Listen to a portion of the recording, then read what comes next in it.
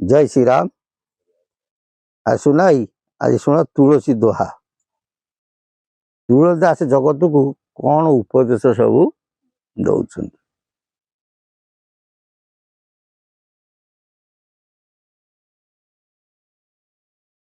आगुरी आलोचना करते कौन मनुष्यर मानवर सत्य जुगे सत्य त्रेता द्वापर कली। सत्य जुगे कौन है चारिपाद धर्म रहा सत्य शांति दया क्षमा।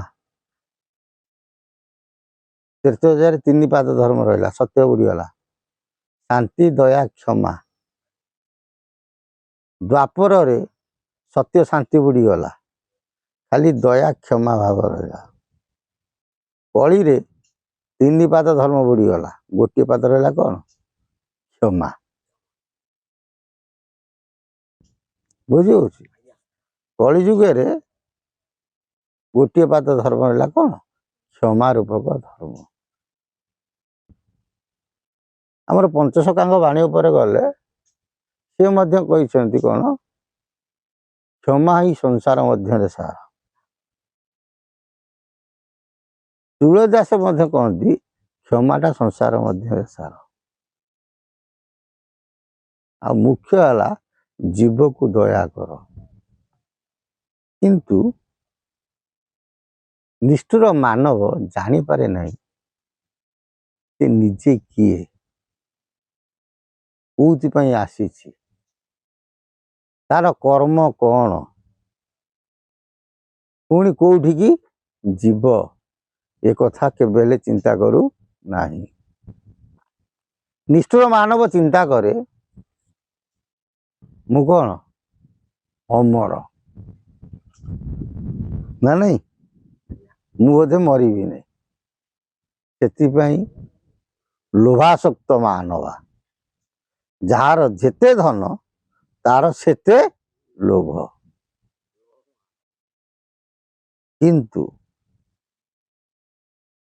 मनीष दौड़ी दैव गाई जेणिकी टाणई सेणिकी जाए। भगवान केतेबेले टिके झिंकी देवे जेते बलवान होता से आंठी पड़ो। सुतरां निश्वास आम मारुचे ना नहीं पवन टिके जाऊँचे आउची केतेबेले पवनटा बंद हो जापर जापर पवन टी बंद हो गले सरीगला। किंतु को मुहूर्त कौन घटव के जानूना से गुरु परंपरा रही सब जानिया कथा सी भूलीगला। किंतु मृत्यु निश्चिंत जन्म हेउच माने मृत्यु निश्चिंत। आ प्रत्येक मनीष जानिया कथा आयुष बढ़िले बयस बढ़िले आयुष गोटे गोटे दिन कमी कमी के आसे। बयस गोटे गोटे दिन बढ़ी गला बेलू आयुष कौन हो जाए कमी कमी के आसे। जो दिन बयस शेष सीमार पहुंची जीव आयुष शेष सीमार पहुंचो से दिन कौन तार मृत्यु घटो। किंतु तथापि मानव कौन करुच्ची जापार नहीं ता निष्ठुर भाव को सी कौन कर तीक्ष्णता रूपे सदा सर्वदा जाग्रत कर रखी जाए।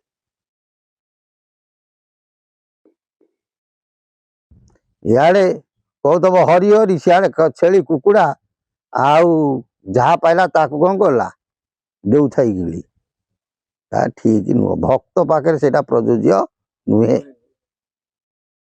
तुलसीदास तारी उपर आज कहते कौन कहते घास पत्र करी आहार छेली बंचे जीवन उदारे मानव निष्ठुर चिते तार ताहार चर्म। किंतु से मानव छागल मांसे करे आहार ताहा ठारू बड़ी संसारे किए अच्छी निष्ठुर। कि सुंदर कथा कहले कहले गोटे छेली से तार जीवन बंचाऊँ कौन घास पत्र खाई बंचाऊँ। किंतु उदार मानव निष्ठुर हे मानव तू एते निष्ठुर ताकू मारिकी ता देहरु तू कौन कर छालू को भिड़िकी बाहर कर दौचु।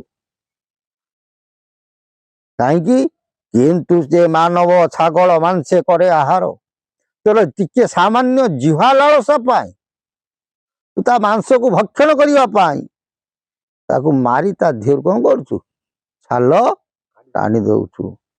ତେଣୁ ହେ ମାନବ, ତୋ ଠାରୁ ନିଷ୍ଠୁର ସଂସାରରେ କେହି ନାହିଁ। ଯାହାକୁ ଭାଗବତ ପ୍ରମାଣ ଦିଏ, ଜୀବରେ ଯାର ଦୟା ନାହିଁ, ଉଦ୍ଧବ ଚଣ୍ଡାଳଟି ସେ। ତମେମାନେ କହିପାର, ସେଇ ଭାଗବତ କହିଛି ଜୀବ ମାରିଣ ମାଂସ ଖାଇ ସେ ଜୀବ ବୈକୁଣ୍ଠ ବସେ। ସେ ଶବ୍ଦର ଅର୍ଥ ହଉଛି ଅନ୍ୟ, କିନ୍ତୁ ଭାଗବତ କହି ନାହିଁ ତମେ କାହାର ଆତ୍ମାକୁ କଣ କର, କଠୋରଘାତ କରିବା ପାଇଁ। ମୁଣ୍ଡ ଉପରକୁ ଆସନ୍ତି ଯେତେବେଳେ ତପନ, ଲୁଚି ଲୁଚି ଛାୟା ପଡ଼ଇ ପୋଡ଼ ତଳେ ବହନ। ବିଭୁ ଠାରୁ ଦୂରେ ରହିଲେ ମାୟା ନରକ ଗ୍ରାସୀ, ବିଭୁକୁ ପାଇଲେ ସେ ମାୟା ପଦେ ଶରଣ ପଶେ। ବୋଲ ଆନନ୍ଦେ କବାର ହରିବ। କହିଲେ ହେ ନିଷ୍ଠୁର ମାନବ କହୁଛି ଶୁଣ ଶୁଣ ଶୁଣ, ଯେତେବେଳେ ମୁଣ୍ଡ ଉପରକୁ ତପନବର୍ତ୍ତୀ ସୂର୍ଯ୍ୟ ଆସନ୍ତି, ସେ ସମୟରେ ମନେ ରଖିଥାଅ ନିଜର ଛାଇ ପାଦ ତଳେ ପଡେ, କରରେ ପଡେ ନାହିଁ। ତମେ ମାନେ ଯଦି ବିଭୁ ଠାରୁ ଦୂରରେ ରହିଯିବ, ଯୋଉ ପ୍ରଭୁ ତମକୁ ପଠେଇଛନ୍ତି ତାଙ୍କ ଠାରୁ ଦୂରରେ ରହିଯିବ, ତମକୁ କଣ ହବ, ମାୟା ରୂପକ ରାକ୍ଷସ ଗ୍ରାସିକି ରହିବ। ମାୟା ତମକୁ ଛାଡ଼ିବ ନାହିଁ, ତମ ଜୀବନ ଆହାକାର ହୋଇ ଚାଲିଯିବ। ଯଦି ବିଭୁର କୃପା ହବ, ବିଭୁକୁ ପାଇଲେ ସେ ମାୟା ପଦ ଶରଣ ପଶେ। ଏ ଥରେ ତମେ ଯଦି ପ୍ରଭୁଙ୍କ ପାଖେ ଶରଣାପନ୍ନ ହେଇଗଲ, ଯେମିତି ସୂର୍ଯ୍ୟଙ୍କ କିରଣ ଛାଇ, ସୂର୍ଯ୍ୟଙ୍କ କିରଣ ପଡ଼ିଲେ ଛାଇ ପାଦ ତଳକୁ ଆସେ, ସେମିତି ବିଭୁଙ୍କର ଯଦି କରୁଣା ହବ, ଇଏ ମାୟା ତମ ପାଦ ତଳେ କଣ କରିବ, ଶରଣାପନ୍ନ ହବ। ହେ ନିଷ୍ଠୁର ମାନବ, ତୁ ଏ ଛାଗଳକୁ ମାରିବା ଅପେକ୍ଷା ନିଜର ସ୍ୱାର୍ଥକୁ ରକ୍ଷା କରିବା ପାଇଁ ଅନ୍ୟକୁ ଦଣ୍ଡ ଦେବା ଅପେକ୍ଷା ଟିକେ ସେ ପ୍ରଭୁଙ୍କ ପଦରେ ଶରଣ ପଶ। ଇଏ ଘଟ, ଇଏ ଆତ୍ମାର କଣ ପବିତ୍ର ହୃଦୟକୁ ଧରି ଏ ସଂସାରରୁ ତରିଯାଅ। ଲବଣ ସିନ୍ଦୁର ଆହାରି ମେଘ ଯଥା ସଲୀଳ, ବରସେ ଧରଣୀ ଉପରେ ଶୋଷ ମଧୁର ଜଳ। ତଥା ବିଭୁଙ୍କର ଦର୍ଶନେ ନାସି ପୂର୍ବ କଳମୁଷ, ସାଧୁ ଜନ କରେ ଜଗତ ଲାଗି ହିତ ଶେଷ। କହିଲେ ଲବଣ ସିନ୍ଦୁର ଆହାର ଘେନ ମେଘ ଯଥା ସଲୀଳ। ସମୁଦ୍ର କଣ ପାଣି, କି ପାଣି ନା ଲୁଣିଆ ପାଣି। ସେ ଲୁଣିଆ ପାଣି କଣ ହଉଛି, ଘନୀଭୂତ ହଉଛି, ବାଷ୍ପ ହୋଇ ଆକାଶକୁ ଯାଉଛି। ଆକାଶ କଣ ହଉଛି ନା ମେଘରେ ପରିଣତ ହଉଛି। ପରିଣତ ହେଇକି ପରେ ସ୍ଥଳ ଭାଗରେ କଣ ହଉଛି, ବର୍ଷା ହଉଛି। ବର୍ଷା ହେଲେ କଣ ଲୁଣିଆ ପାଣି ରହୁଛି କି ପାଣି ହଉଛି, ମଧୁର ପାଣି। ତୁମେ ମାନେ ସେହିପରି ଭାବରେ ତଥା ବିଭୁଙ୍କର ଦର୍ଶନେ ନାସି ପୂର୍ବ କଳମୁଷ, ତମର ପୂର୍ବର କଳମୁଷକୁ ବିନାଶ କରିବା ପାଇଁ ସେ ବିଭୁଙ୍କ ପାଖେ ଶରଣାପନ୍ନ ହୁଅ। ସାଧୁ ଜନକରେ ଜଗତ ଲାଗି ହିତ ଅବଶ୍ୟ। ସାଧୁ ଜନକର ମାନେ ସାଧୁ ସନ୍ଥ ମାନଙ୍କର ଯେମିତି ଜଗତରେ ହିତ ପାଇଁ ତମେ ସେମିତି ପ୍ରଭୁଙ୍କ କରୁଣାକୁ ବହନ କରି ଏ ଜୀବନକୁ ସାର୍ଥକ କରାଅ। ହେ ନିଷ୍ଠୁର ମାନବ, କେବେ ହେଲେ ତୁମେ ଅବାଟରେ ଗମନ କରନା, ଗମନ କରନା, ଗମନ କରନା। ଜୟ ଜଗନ୍ନାଥ, ଜୟ ଶ୍ରୀରାମ, ଜୟ ଶ୍ରୀରାମ, ଜୟ ଶ୍ରୀରାମ।